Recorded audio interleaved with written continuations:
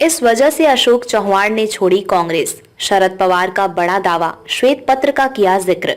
पूर्व केंद्रीय मंत्री शरद पवार ने दावा किया कि संसद में पेश किए गए श्वेत पत्र में आदर्श हाउसिंग घोटाले का जिक्र एक तरह की धमकी थी, जिसके कारण अशोक चव्हाण को कांग्रेस से बाहर होना पड़ा। पिछले सप्ताह भाजपा में शामिल हुए चव्हाण ने ऐसे दावों से इनकार किया है। वो आदर्श हाउसिंग सोसाइटी घोटाले में आरोपी हैं, जिसमें दक्षिण मुंबई में 31 मंजिला पॉश इमारत का निर्माण कथित तौर पर अपेक्षित अनुमति और मंजूरी प्राप्त किए बिना रक्षा मंत्रालय के स्वामित्व वाली भूमि पर किया गया था। अशोक चव्हाण को लेकर पवार का दावा, इस घोटाले के कारण 2010 में चव्हाण को महाराष्ट्र के मुख्यमंत्री पद से इस्तीफा देना पड़ा था। चव्हाण के कांग्रेस से बाहर निकलने के बारे में पूछे जाने पर पवार ने कहा कि हालांकि ये घटनाक्रम सभी के लिए आश्चर्यजनक था, लेकिन वो व्यक्तिगत रूप से आश्चर्यचकित नहीं थे। हरियाणा ये है कि बीजेपी ने अपने पिछले 10 साल के प्रदर्शन और विपक्ष के बारे में अपनी राय पर एक श्वेत पत्र पेश किया था।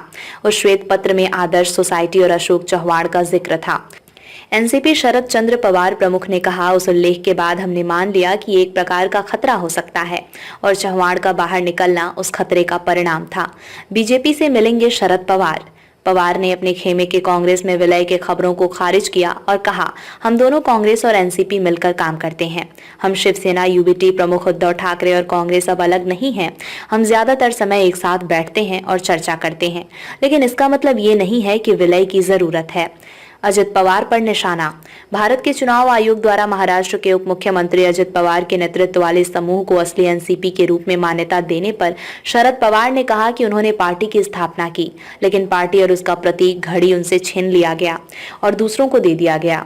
2 दिन पहले सुप्रीम कोर्ट ने कहा कि हमें अपनी पार्टी चलाने का अधिकार है और ईसीआई को 7 दिनों के भीतर हमें चुनाव चिन्ह देने का आदेश दिया।